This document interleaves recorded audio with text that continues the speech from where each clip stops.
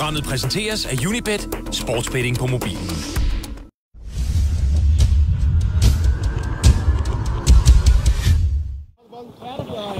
Er der højre benet? Luk ham, Palle. Luk ham.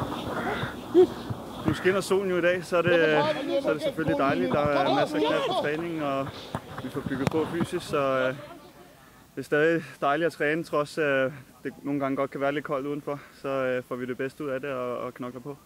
Hvordan er formen ved at bygge sig op?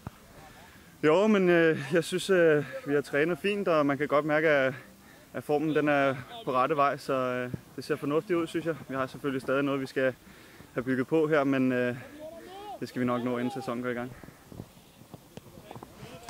Hvad mangler en spiller som dig at bygge på i forhold til at være klar til sæsonstart? Jamen, der er en del ting jo. Men selvfølgelig det konditionelle er vigtigt, og så også bare de små ting, som der måske, altså for mig som venstreback og touchet og sådan noget, der lige skal tilbage igen. Men ellers er det jo bare de generelle ting, som vi arbejder på igennem hele året. Men det er nok mest det konditionelle, der er vigtigt her at få bygget op igen efter en lang vinterferie. Er der nogen, du synes ser specielt skarp ud her nu? Jeg synes, Philip Rasmussen, han ser rigtig godt ud. Greven, som vi kalder ham, han er godt kørt og laver masser af kasser og sådan noget, så han ser god ud. Og hvad med dig selv? Ja, det går også fint nok. I dag var det meget god træning med nogle kasser her til sidste interval.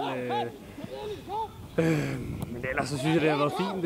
Jeg har lavet en masse i ferien, og det synes jeg selvfølgelig afspejler sig lidt nu, men ellers så synes jeg, at alle kommer tilbage i en rigtig god form, og det kan man også se på intensiteten i træningen, så det ser godt ud for alle. Ja, det er godt opfanget, Mads. Og hvad med de træningskampe, der er blevet spillet indtil videre? Hvad synes du om forløbet af dem? Jo, nu spiller vi den første mod Helsingør, hvor det var lidt dårligt vejr, for at sige det mildt, men vi prøvede at få det bedste ud af det. Nu skal man lige i gang her i starten i det nye år, så det er selvfølgelig ikke alle ting, der lige sidder i skabet, men vi har nogle forskellige ting, vi træner på og prøver at øve os på i kampene, så det har været fint nok, men selvfølgelig er der plads til forbedring.